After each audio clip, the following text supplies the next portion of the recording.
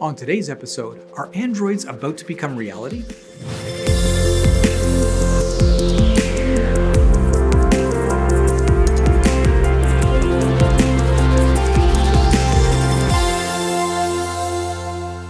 This episode is brought to you by engineering.com, a globally trusted source for engineering content. Check out this and many other exclusive videos for the engineering professional found only on engineering.com TV today. Now, when Elon Musk talks, people listen. And what he talked about on the company's annual AI Day, August 19th, has yet again caused a stir. Now, it's long been known that Tesla has been developing in-house integrated circuits with an eye toward building their own supercomputer called Dojo. Now, this is necessary as Tesla's self-driving strategy involves the aggregation of video data from hundreds of thousands of Tesla cars, resulting in a staggering amount of data feeding an enormously complex algorithm. Now, logically, while they're there, it made sense to figure out what else they can do with that kind of computational horsepower. And it looks like what Musk has in mind is a Star Trek-style android. Now, we've all seen industrial robots and even some vaguely animal and human-like advanced products from companies like Boston Dynamics, but in forms that only approximate living creatures. Musk plans to introduce a very human-like bipedal robot, about 5'8" and a little over 100 pounds, with the ability to stand up, walk, and use hands with 4 fingers and opposable thumbs, just like a human.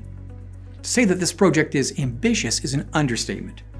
Boston Dynamics, widely regarded as the leader in this kind of robotics, has spent a decade to get bipedal robots that can move like a person and interact with their local environment. But even their Atlas relies on preloaded mapping of its overall environment with advanced vision systems and time-of-flight sensors to infer details about things immediately in front of it. Musk is suggesting something much more lifelike and is serious enough to announce that recruitment for coders and engineering personnel for this project has already begun. He's also talking about building a prototype for delivery in 2022, which is likely a stretch goal. Now, can he do it? A key question is going to be what basic philosophy Tesla will use in sensors and data processing. Tesla has famously rejected the self-driving model of other companies in the autonomous driving space, systems that are very similar to Boston Dynamics' approach with Atlas, mapping with sensors filling in local information. For self-driving cars, Musk is chasing a general solution which doesn't require a preloaded map of the car's general environment to drive like a human. Now, it's reasonable to assume that his goal is to adapt that technology to the robot problem, although there will be several added problems.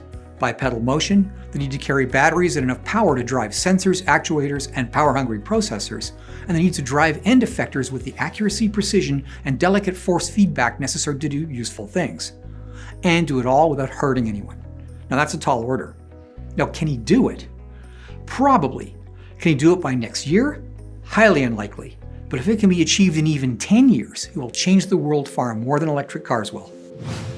Well, that's it for today's episode of End of the Line, brought to you by engineering.com. If you like this show, be sure to subscribe to our channel and click on the notification bell for our next episode.